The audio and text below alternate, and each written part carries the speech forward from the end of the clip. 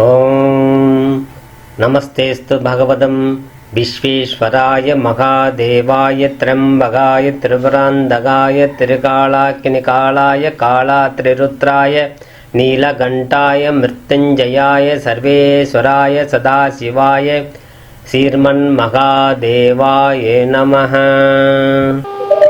அனைவருக்கும் வணக்கம். Jaibala YouTube channel சார்பாக உங்கள் அன்புடன் வரவேற்கிறேன். ஜெய்பாலா ஜெய்பாலா ஜெய்பாலா. ஏகதண்டாயுதி கிளம்பி வக்கரதண்டாயுதி மிகை தன்னோ தந்தி பிரதி மகாகணபதி அனுகிரகத்தாலும் பாலத்தர்புடைய திருவுதலாலும் முருகப்பெருமான் ஆசை கொண்டு கும்பராசிக்கு இந்த வாரம் எப்படிங்கிறது பார்ப்போம். கும்பராசியில அடங்கிய நட்சத்திரம் அவிட்டம் 3ஆம் பாதம் 4ஆம் பாதம், சதயம் முழு நட்சத்திரம், பூரட்டாதி நட்சத்திரம் 1, 2, 3 இந்த பாதம் அடங்கியது கும்பராசி. அப்போ இந்த கும்பராசிக்கு என்னென்ன பலன் அப்படின்னு பார்ப்போம். ஜென்ம சனியாக இருந்து பாத சனியாக மாறி இருக்கிறார் சனி பகவான். அப்போ ஜென்மத்தை பாழாக்கினாலும் தனஸ்தானம் சொல்லக்கூடிய 2ஆம் இடத்துல சனி 7.5 சனியா இருந்தாலும் தன பிராப்தத்தை கொடுக்கும். சுக்கிர பகவான் அதிலே கூடி இருக்கிறார்.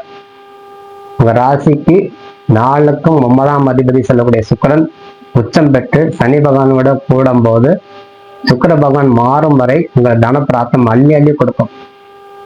ஆகவே உங்க ராசியில சூரியன், செவ்வாய், புதன், ராகு அமர்ந்திருப்பது சற்று பயத்தை கொடுக்கும்.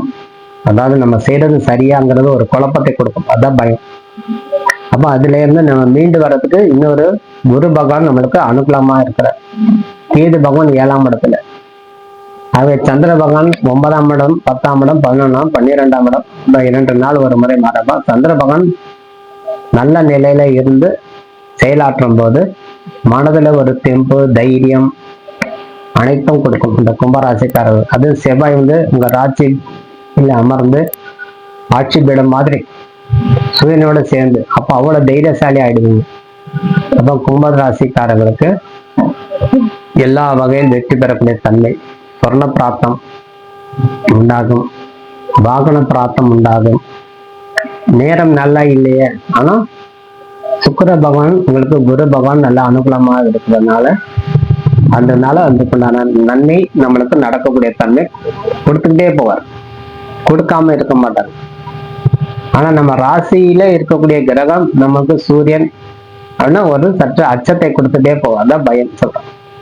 ஒரு அச்சத்தை கொடுக்கும். நம்ம இந்த நேரத்துல இது செஞ்சா சரியா இருக்குமா, தப்பாயிடுமா அப்படிங்கிற ஒரு பின் யோசனை கொடுத்துரும். முன் யோசனை கொடுக்காம பின் யோசனை கொடுத்துரும். ஐயோ நம்ம இந்த நிக்க 100 ரூபாய் செலவு பண்ணா நம்மளுக்கு பின்னாடி இல்லாமல் ஆயிடுமா அப்படின்னு. ஆனா தைரியமா செயல்படக்கூடிய தன்மை கேது பகவான் கொடுப்பார். போடா நான் பாத்துக்கிறேன் அப்படிங்கிற மாதிரி. அப்ப உங்களுக்கு துரத்திக்கிட்டே இருக்கும். ஓடு ஓடு ஓடு ஓடுன்னு ஓட வச்சுக்கிட்டே இருக்கும். ஓட்டத்தை குறைக்காது கும்பராசிக்காரர். அது மேட ராசி கும்பராசி சொல்லும். கும்பம் என்றாலே ஜெயிக்கத்தான் பிறந்திருக்கீங்க அப்படின்னு சொல்ல. காலபுருஷ தத்துவத்து பிரகாரம் 11வது ராசி. இப்ப ஜெயிக்க பிறந்தவங்க எதுக்கு அதுக்கு அஞ்சனும். அப்போ 5ஆம் அதிபதி செல்லக்கூடிய புத பகவான் உங்க ராசியிலே அமர்ந்திருக்கிறார். 7ஆம் அதிபதி செல்லக்கூடிய கிரகம் உங்க ராசியிலே இருக்கிறார். 3ஆம் அதிபதி செல்லக்கூடிய கிரகம் 10ஆம் அதிபதி செல்லக்கூடிய செவ்வாய் உங்க ராசியில அமர்ந்திருக்கிறார். அத்தனை சிறப்பு வாய்ந்த ராசியெல்லாம் உங்களுக்கு பக்க துணையாக இருந்து வருது. அப்ப உங்க கிரகத்துக்கு நவ கிரகத்துல இருக்கக்கூடிய தன்மையில் நம்மளுக்கு நிறைய மாற்றம்.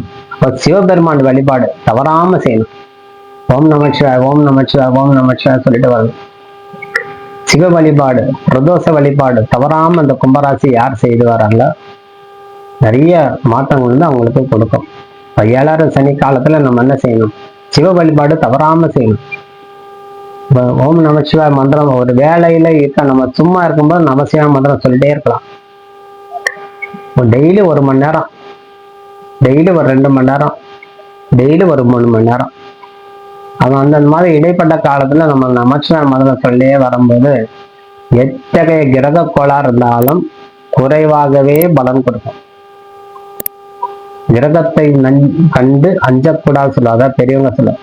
அது பாட்டு அது வேலை செய்யட்டும், உன் பாட்டுல நீ வேலை செய்யலாம் சொல்லுவோம். எதுக்கு சொல்றோம்?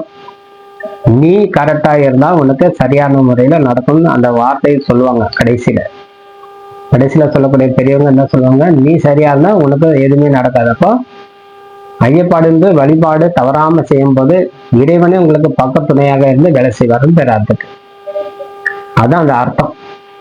இந்த அர்த்தம் தெரியாம நம்ம சரியா இல்லை வழிபாடு சொல்றாங்க அப்படின்னு நினைக்க கூடாது.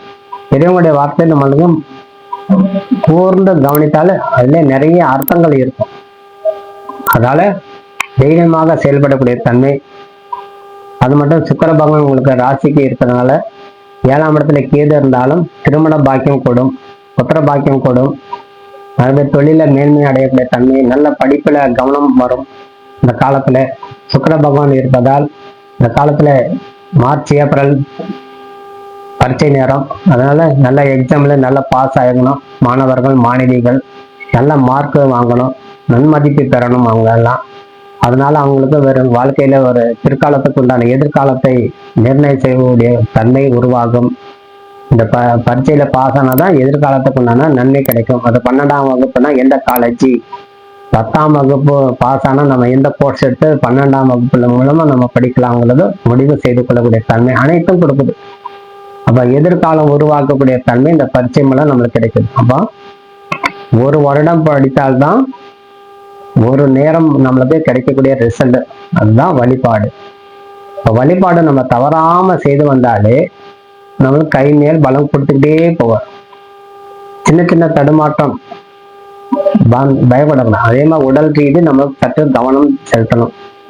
உடல் ரீதி மன ரீதி கொஞ்சம் கவனம் செலுத்தி ஆகணும்.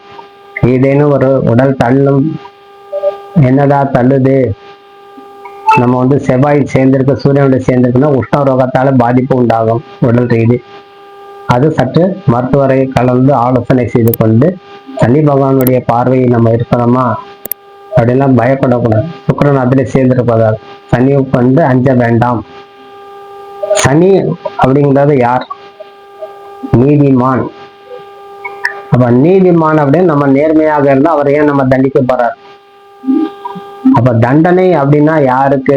தவறு செய்யறவர்களுக்கு மட்டுமே தண்டனை. அப்ப இறைவா, நான் எவ்வளவு தவறு செஞ்சிட்டோம், எவ்வளவு பாவம், எத்தனை ஜென்மத்துல பாவம் செஞ்சோம், எவ்வளவு ஜென்மத்துல நம்ம குறை செஞ்சிருக்கோம், நீ நம்மளுக்கு வழி நடத்து, நான் இனிமே தவறு செய்ய மாட்டேன்னு யாரு மண்டிட்டு மன்றாடி ஈஸ்வரன்கிட்ட வேண்டுறோமோ சனி பகவான் அவரை விட்டு விலகியே வேலை செய்வார். அதனால அவரை கண்டு நீங்க அஞ்சவே வேண்டாம் சொல்லி விடைபெறுகிறேன். நன்றி வணக்கம். ஜெயபலா ஜெயபலா. வாழ்க்கை வளர்ந்த. நன்றி வணக்கம்.